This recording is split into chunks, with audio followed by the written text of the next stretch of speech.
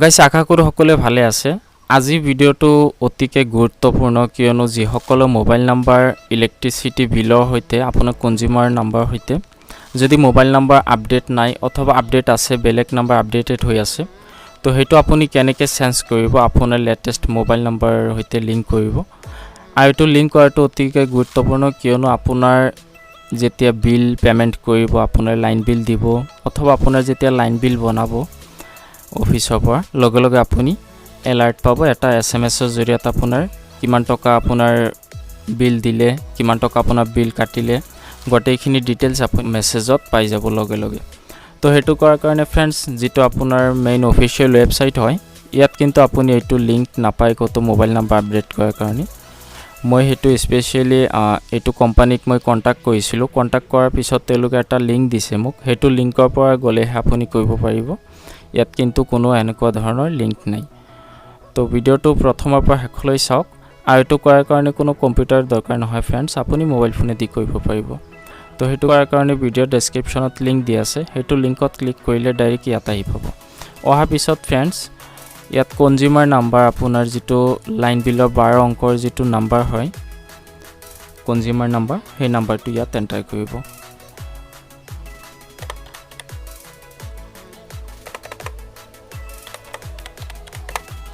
consumer number দিয়াৰ পিছত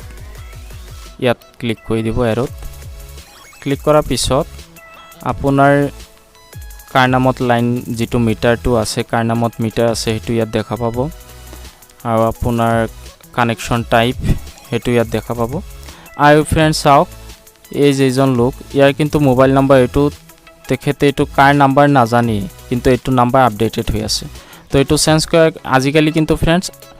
আপোনাৰ মোবাইল নাম্বাৰ ওটিপি যাব ওটিপি এন্টাৰ কৰাৰ পিছতে আপোনাৰ কিমান টকা লাইন বিল আপোনাৰ কনজিউমাৰ নাম্বাৰত আপোনাৰ মিটাৰত কিমান টকা বিল কোম্পানী কাটিছে হেতু চেক কৰিব পাৰিব এনে কিন্তু ওটিপি বিহীন আগত কৰিব পাৰিছিল কিন্তু এতিয়া ওটিপি নোহোৱাকৈ আপোনাৰ কিমান টকা বিল হল হেতু চেক কৰিব নোৱাৰে তো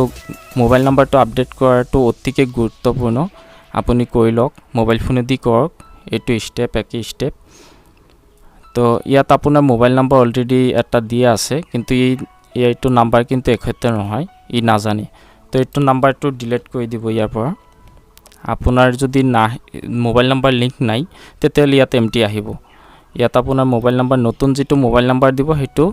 হেতু নাম্বাৰ মুছি কেনে আপোনাৰ নতুন মোবাইল নাম্বাৰটো ইয়াত এন্টাৰ কৰি দিব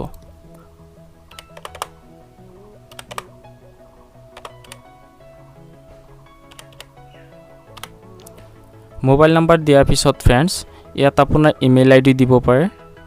তাৰ পিছত আপোনাৰ অকুপেশন ইয়াত সিলেক্ট কৰিব পাৰে গভৰ্ণমেন্টৰ যদি আপুনি চাকৰি কৰে ইয়াত বহুত কেইটা অপচন আছে আধাৰ সিলেক্ট কৰিব পাৰে মই এতিয়া নকৰো ইয়াত একো নকৰো জাস্ট মোবাইল নাম্বাৰটো আপডেট কৰিম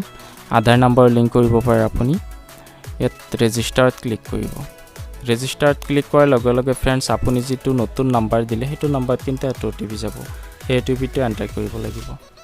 মোবাইল নাম্বাৰ ওটিপিটো ৰিসিভ হোৱাৰ পিছত ওটিপি এন্টাৰ কৰি দিব ওটিপি দিয়াৰ পিছত ভেৰিফাই অপচনত ক্লিক কৰি দিব চাওক সাকসেসফুলি ৰেজিষ্টাৰ্ড ওকেত ক্লিক কৰি দিব এতিয়া আপোনাৰ যেটো মোবাইল নাম্বাৰ হয় এটো কিন্তু আপোনাৰ কনজিউমাৰ নাম্বাৰৰ লগত লিংক হৈ গল হেতু চেক কৰাৰ কাৰণে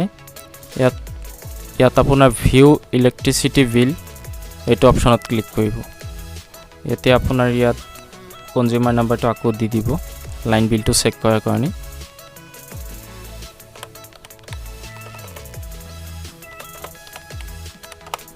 কনজিউমাৰ নাম্বাৰ দি কেনে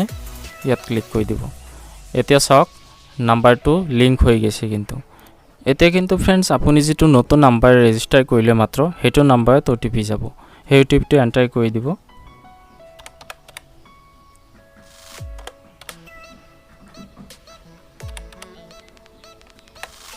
ওটিপি দি কেনে ভেৰিফাই অপচনত ক্লিক কৰি দিব